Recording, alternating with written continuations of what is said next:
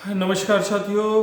नमस्कार साथी। हम गंभीर सिंह लव यू डियर जिंदगी झांसी से एक बार फिर आ, मैं इनकी वाइफ। हाँ, मैं इनका पति। तो जो कैसे मेरे हैं आप पति लोग? देवता। ये मेरी पति देवी, पत्नी देवी।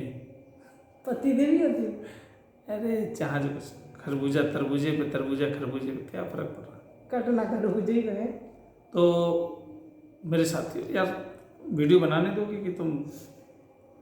तो मेरे साथियों, आज का वीडियो स्पेशली आप लोगों को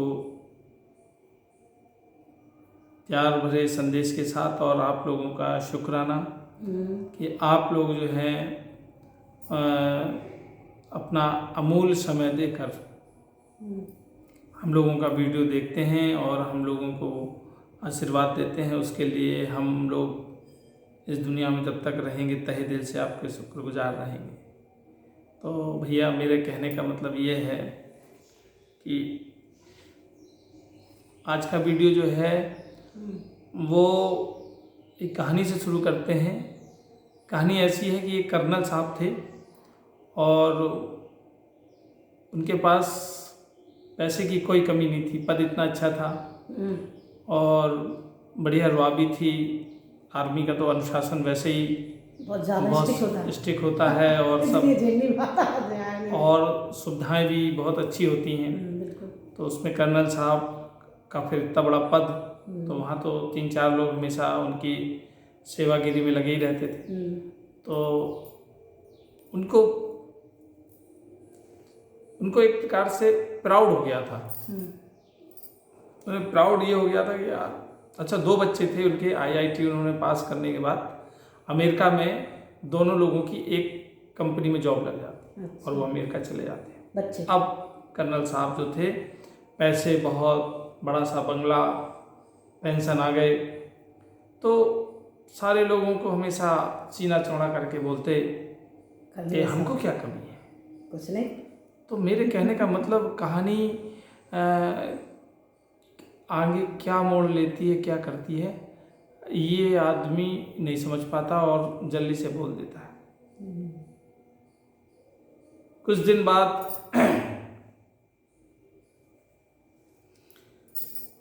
कर्नल साहब के यहाँ बढ़िया से पार्टी वगैरह हुई और अक्सर ये सब हुआ करे।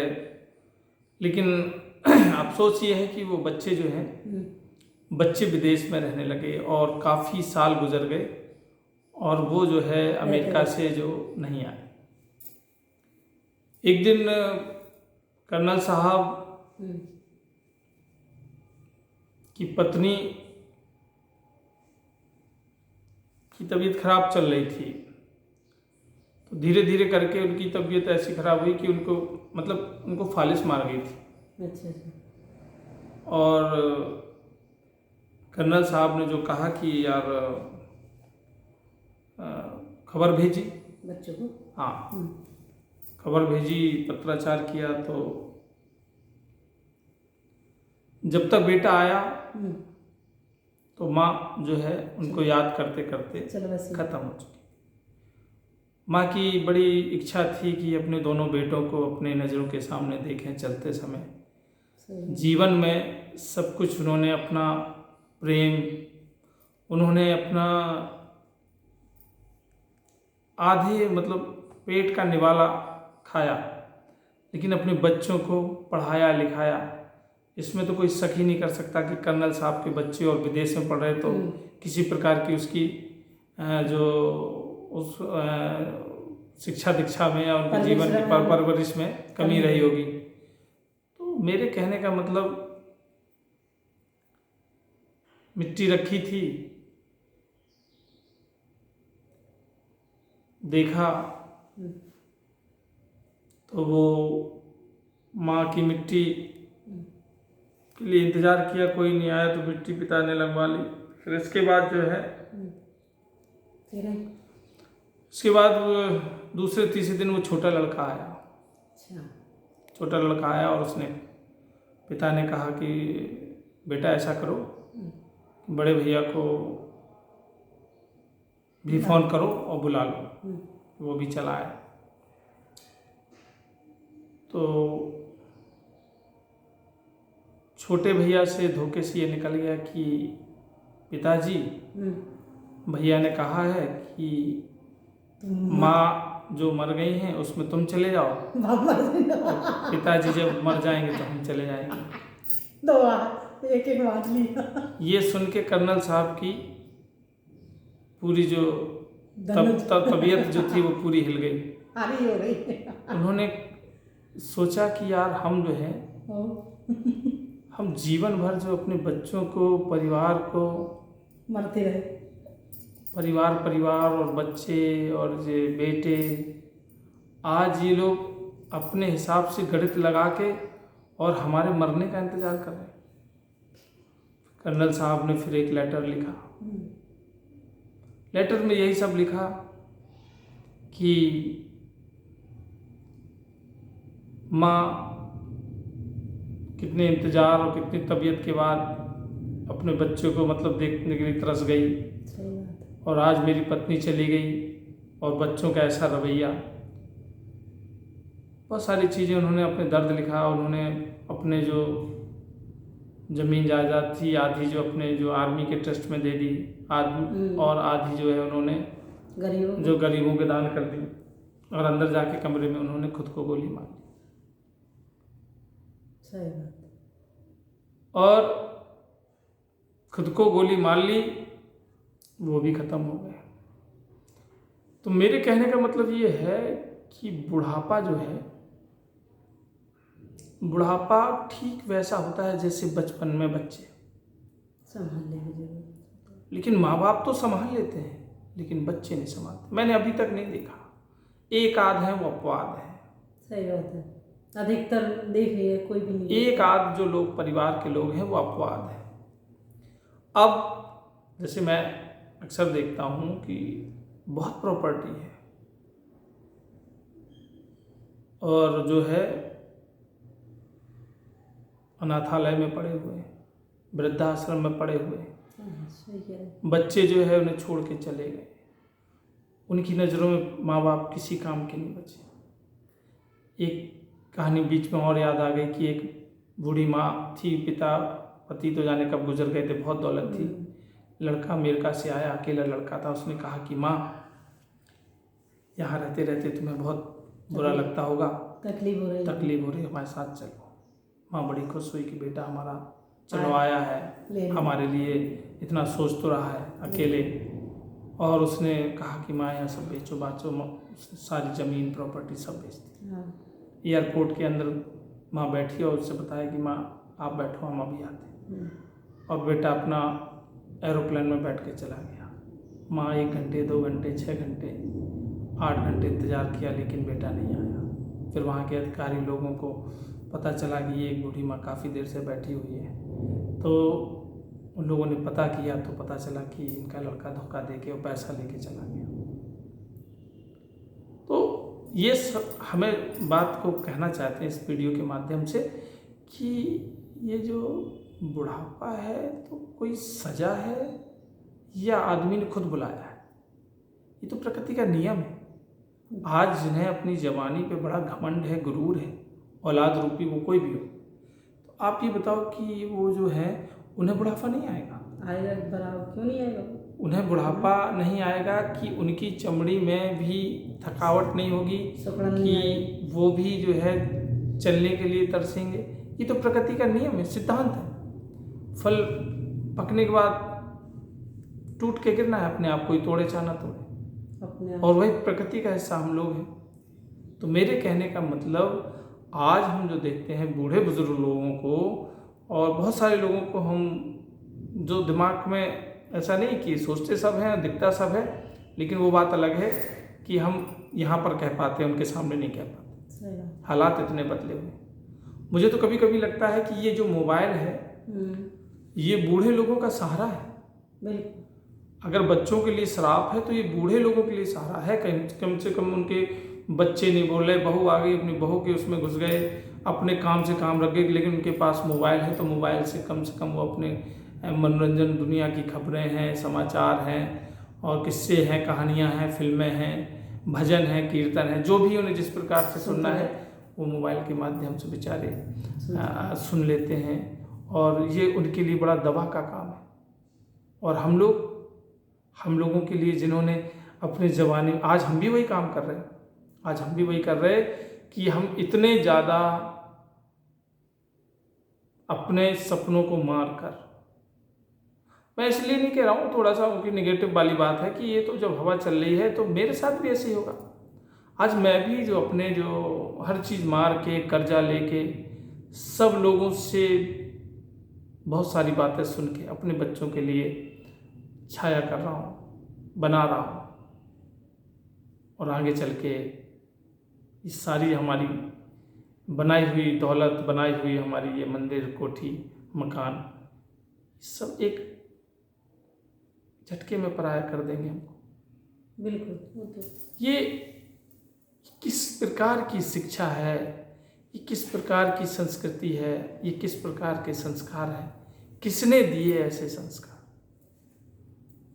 वो बात अलग है कि इन औलादों को आज जो पिता जो मरा है उसे तो कम कष्ट हुआ है, लेकिन इनकी औलादें जो इनको पेलेंगी, इतनी बुरी तरह पेलेंगी, समझ लो, इतनी बुरी तरह पेलेंगी कि इनको तो हर जगह से छींक निकलेगी, समझ लो। शरीर में 9 छेद होते हैं, 9 छेदन से छींक आएगी। मेरे कहने का मतलब ये है कि जब व्यक्ति बूढ़ा होता है तो उसकी कला जवान होती है। हर किसी के अंदर कोई ना कोई अनुभव, कोई ना कोई तमाम ऐसे रहस्य हैं ना कि आदमी उससे लेने को तैयार है। तभी तो संस्कृति और जो प्यार है, मतलब ठीक है अपडेट हुए हो आप लोग, अच्छी बात है, अपडेट रहो अपने सब लोग, लेकिन अपडेट का मतलब ये थोड़ी कि यार आदमी बूढ़ा हो गया या माँ बाप बूढ़े हो गए तो किसी काम के नहीं रह गए, ना उनकी बात सुनना है। सबसे ज़्यादा जो है लोग जो हैं, पिता जो हैं, माँ जो हैं, अपनी औलादों की बात ना सुनने से, उनके गलत तरीके से धीरे धीरे स्लो पॉइजन से वो मर रहे हैं और मरते जा रहे हैं। तो भैया मुझे तो कभी कभी इस मोबाइल पे थैंक्स कहने के लिए, सोशल मीडिया को थैंक्स कहने के लिए, और तमाम ऐसे लोग हैं जो ज़िंदगी के ऐसे अनुभव से गुजरे हैं वो शेयर करते हैं, हम लोग देखते हैं। कुछ लोग ऐसे भी हैं कि जिन्हें सड़क पे भूखे घूम रहे हैं, उनको निकलते हैं, उनको बेचारों को पकड़ पकड़ के उनको नहला धुला के अच्छे कपड़े पहना के उनकी सेवा कर रहे हैं। तो मेरे कहने का मतलब कि ये किस टाइप की औलादें हैं कि जिंदा जो बाप को रोटी देने के लिए तैयार नहीं है, और मरने के बाद जो श्राद्ध कर करके कौवा है, कुत्ता है, पूरे मोहल्ला बढ़िया उन्होंने गाया, पनीर बढ़िया बनी थी, रसगुल्ले बने, पिता को सादा रोटी साग सब्जी भी नहीं मिली, नसीब नहीं हुई। तो ऐसे संसार को भाई कुछ नियम कहीं ना कहीं त्रुटि है, और ये त्रुटि अगर जो अपनेपन की केवल अपना काम हाउ हम ना देखें काऊ, बिल्कुल सही। तो मेरे कहने का मतलब इस चीज़ से मुझे बड़ी शिकायत है। चाहे जैसे भी हो, माता पिता हैं, उनको स्वीकार करो और उनको कभी दिल नहीं दुखाना चाहिए। और विश्वास मानिए कि हम अगर अपने से अकॉर्डिंग बोलें तो हम लोगों का भी दिल दुखने लगा है, हम लोगों का भी दिल दुखने लगा है। और इसीलिए मैं ये वीडियो आपसे शेयर करूँ कि बच्चे जो हैं अपने आगे किसी की सुन ही नहीं रहे, उनसे उनको ये समझ में आ रहा, बच्चे का मतलब परिवार के तमाम ऐसे लोग हैं या खुद की औलाद है, तो वो जो है उनको ये लगता है कि हम बहुत हाईटेक हैं, हम जो हैं आज के ज़माने की पीढ़ी हैं और हम जो हैं हम सब कुछ जानते हैं। तो मेरे कहने का अभी तो हम लोग यार अभी तो 40 हुए हैं, 60 फिर 65 और फिर 70 साल माना जाता है कि ज़िंदगी का अंत होगा। तो अगर ये सब बातें अभी से होने लगी तो थोड़ा घुटन तो होगी, मतलब अभी तो नॉर्मल कोई बात नहीं, अपने हाथ में है जब तक। तो वही मेरे कहने का मतलब है कि पहले से चेत जाओ, आप ऐसी व्यवस्था करो, ऐसा काम करो जिससे कि आपको आगे चल के जो है ऐसा मुँह ना देखना पड़े। और ये सब अगर ऐसी हरकतें हैं पहले से देख लो तो ये सब मतलबी है, दुनिया बड़ी जालिम है और कहीं कुछ ऐसा है नहीं। सब केवल तुम्हारी छाती पे मूंग डालने का प्रोग्राम, चाहे वो पत्नी कर रही हो, चाहे वो बच्चे कर रहे हो, आप भैया उनसे, और चाहे वो पति, मैं सभी हैं, सबके लिए, बेटा माँ सब, जिसको जहाँ मौका मिला। तो मैं ये थोड़ा सा बड़े उस भाव से बनाया, क्योंकि मैंने कुछ चीज़ें देखी, मुझे बड़ा कष्ट हुआ। अगर उस कष्ट को अगर आपके सामने नहीं रखूँगा तो आप लोग कैसे समझेंगे कि हमें भी कष्ट है। और आप देख ही रहे हैं कि जो दुनिया को हंसाते हैं वो ये समझ लीजिए कि वो बहुत ज़्यादा रोते हैं। अपने गजोदर भैया जो है, दुनिया को हंसाया, सबको हंसाते थे, पूरा मोहल्ला, पूरी दुनिया, और वो बेचारे हम लोगों के बीच नहीं रहे, चले गए। उनकी याद हम लोग जब तक जिंदा रहेंगे, जब तक ये दुनिया रहेगी, उनको याद करते रहेंगे। लेकिन हम लोग क्या कभी ये ध्यान दिया कि वो हंसाते थे तो वो दुनिया देखती थी, लेकिन सच में उन्हें कोई प्रॉब्लम थी? मैंने सुना है कि उनका हार्ट जो है 90% जो है ब्लॉक हो चुका था, उनके चेहरे पे भी झाइयाँ आ चुकी थी। कहीं ना कहीं परिवार की तरफ से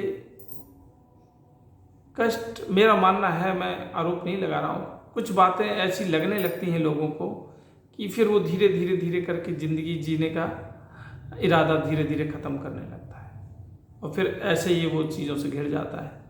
तो मेरे कहने का मतलब है कि जहाँ घर उसे कहते हैं जहाँ सब लोग आएँ और वहाँ प्रेम बरस रहा हो, समझ रहे हो? सही बात है, एक परिवार वो हो, यहाँ ये ना हो कि भाई अपना गणित लगा रहा है, माता पिता अपनी गणित लगा रहे हैं, बच्चे अपनी गणित लगा रहे हैं, अपनी अपनी दुनिया में सब वो है। बूढ़े लोगों का बहुत बुरा हाल कर रखा है, और बूढ़ापा सभी को आना है। तो मेरे साथियों, इस दुखी बात को मैं आप लोगों पर शेयर किया है। अगर उसमें कोई त्रुटि हो या कोई ऐसी बात लगे तो हमें क्षमा करिएगा, और हम लोगों को आशीर्वाद देते रहिएगा। हम कोशिश करेंगे कि आप लोगों के सामने कुछ नया अनुभव लेकर आए। थैंक यू, धन्यवाद। और हमारे लव यू डियर ज़िंदगी जो है चैनल है, उसको सब्सक्राइब करके आशीर्वाद ज़रूर देते रहना। थैंक यू, नमस्कार।